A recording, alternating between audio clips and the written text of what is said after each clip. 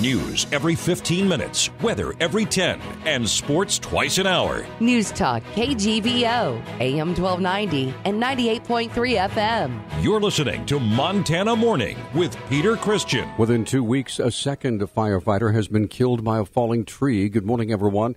Montana Morning for Thursday, August 3rd, 2017. Sky remains smoky. We have 59 degrees, and Missoula air quality in Missoula is moderate at this time. Our newscast this morning sponsored by First Montana Bank, your home for free centennial checking, plus unlimited cash back every time you use your debit card. Missoula County Coroner was called out to the Lolo Peak Fire to investigate the death of a firefighter yesterday afternoon.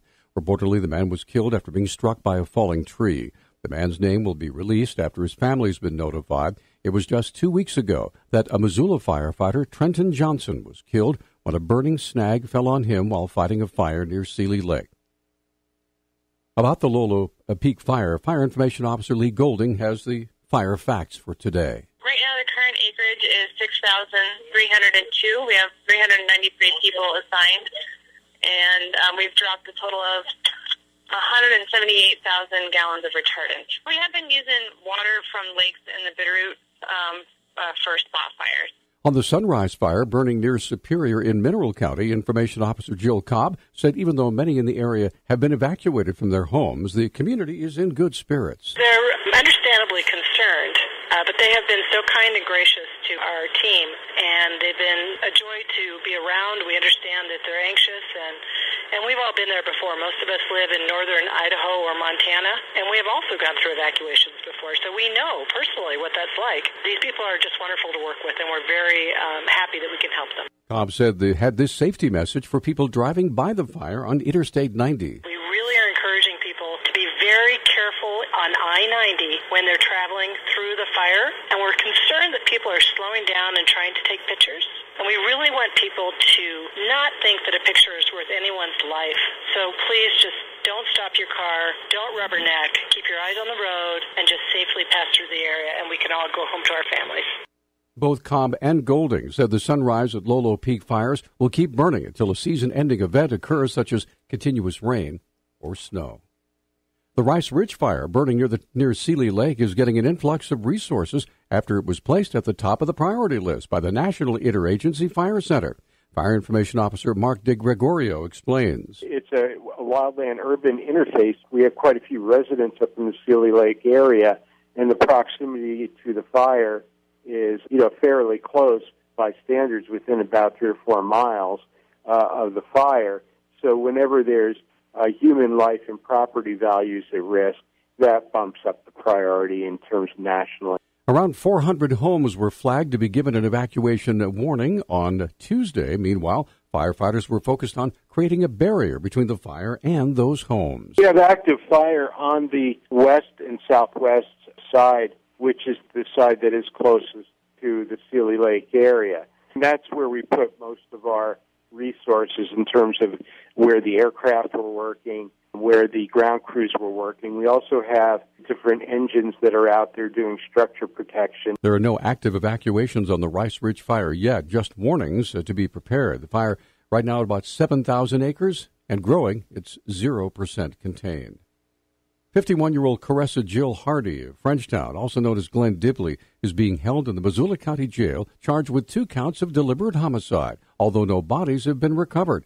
Missoula County Attorney Kirsten Pabst lays out the facts of the case. Caressa Hardy, also known as Glenn Dibley, was taken into custody by the Missoula County Sheriff's Department on Monday, and I charged that person this morning with 2 counts of deliberate homicide for the murders of Robert Orozco and Thomas Korjak, which we believe occurred at the end of March in 2013 at their mutual residence in Frenchtown. Pabst said the investigation's been in progress for over a year. The Missoula County Sheriff's Department, after beginning the investigation by talking to an eyewitness, spent months and months looking at every detail surrounding the allegations, and were able to corroborate much of the information provided by the witness. During a Missoula Justice Court appearance yesterday, Pabst asked Judge Landy Holloway for $2 million bail for Hardy. Hardy said very little during the court appearance other than to refuse to answer any questions, instead allowing the public defender to respond to any questions. Judge Holloway set bail at $2 million and ordered Hardy to appear in court again on August 16th. An attorney is appealing a plan by U.S. immigration authorities to deport a Mexican man just months after he settled a lawsuit over claims that he was raped while previously in federal custody in a Montana jail. Attorney Shahid Hake filed a petition with the Ninth Circuit Court of Appeals yesterday on behalf of Odimio Orozco Ramirez. Hake says a temporary stay is in effect until the court issues a judgment. Orozco Ramirez was arrested Wednesday during a regular check-in and had been slated to be deported to Mexico within days. He said he was sexually assaulted in 2013 while in custody in Jefferson County. After immigration officials determined he was in the country illegally, Orozco Ramirez agreed to a $125,000 settlement with the county back in December.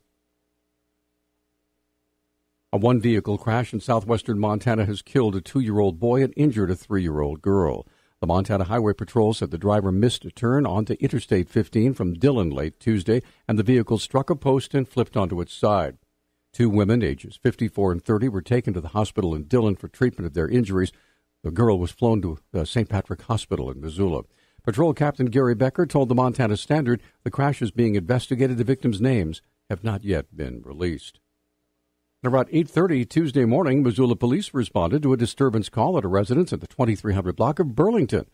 Police Public Information Officer Travis Welsh explains. They identified both and determined that both were in an ongoing romantic relationship. However, the two had been arguing this morning, and it was reported that the male actually hit the female in the face at one point during the argument.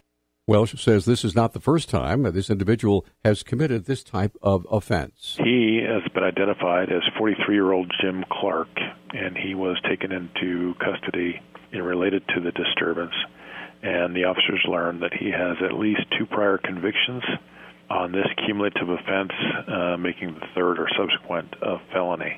Welsh says the female grappled with Clark as she tried to get past him to leave the residence. It's unclear who called 911 to report the disturbance. Finally, low oil prices and the high cost of extracting Canadian oil are casting new doubts on the Keystone XL pipeline as project developer TransCanada faces its final regulatory hurdle in Nebraska. After 9 years of protests, lawsuits, and political wrangling that saw the Obama administration reject Keystone XL, only to have President Trump revive it, the economics of the project have worsened. Shippers have also found other ways to transport oil. Project opponents say they're not letting their guard down and will continue to protest. Our News Talk time now is 6:12. Newstalk, KGVO. Missoula's official weather station. Smoky sunshine today with our high temperatures in the upper 80s and low 90s. Clear skies tonight. Overnight lows will drop into the upper 50s. Sunny with a high near 90 on Friday. Cooler by the weekend. I'm meteorologist Brooke Foster for Missoula's KECI 13.